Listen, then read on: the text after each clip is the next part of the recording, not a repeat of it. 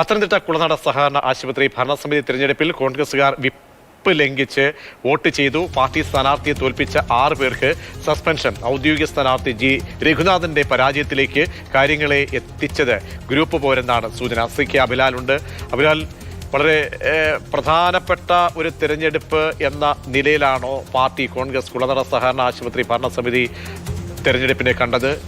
എത്ര പേരാണ്, ആരൊക്കെയാണ് ഇപ്പോൾ വിപ്പ് ലംഘിച്ച് വോട്ട് രേഖപ്പെടുത്തിയതും നടപടിക്ക് വിധേയരായത്?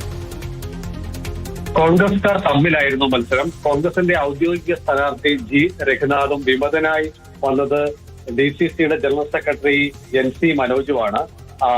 മത്സരം കടുക്കുമെന്നതിന്റെ അടിസ്ഥാനത്തിൽ ഇന്നലെ തന്നെ പ്രതിനിധികൾക്ക് പാർട്ടി നേതൃത്വം കത്ത് നൽകി, വിപ്പ് നൽകിയിരുന്നു. പക്ഷേ 7 പേർ മറിച്ച് വോട്ട് ചെയ്യുകയും ഔദ്യോഗിക സ്ഥാനാർത്ഥി പരാജയപ്പെടുകയും DCC ജനറൽ സെക്രട്ടറിയും വിമതനുമായിരുന്ന NC മനോജ് തെരഞ്ഞെടുക്കപ്പെടുകയും ഉണ്ടായത്. ഇതിന്റെ പശ്ചാത്തലത്തിൽ ആറന്മുള നിയോജക മണ്ഡലം ബ്ലോക്ക് കോൺഗ്രസ് കമ്മിറ്റിയുടെ ജനറൽ സെക്രട്ടറി ഹരികുമാർ, കോൺഗ്രസ് പ്രവർത്തകരായ സൂസൻ മത്തായി, ശ്യാമളകുമാരി, KG രാധ, നിമിഷ കമലാസനൻ, അമ്പിളി K ഉല്ലാസ് എന്നിവരെ DCC പ്രസിഡന്റ് പാർട്ടിയിൽ നിന്നും സസ്പെൻഡ് ചെയ്തു. ഒപ്പം തന്നെ വിമതനായി വിജയിച്ചു വന്ന DCC ജനറൽ സെക്രട്ടറി NC മനോജിനെതിരെ നടപടിയെടുക്കാൻ KPCCക്ക് നിർദ്ദേശം നൽകിയിട്ടുണ്ട്.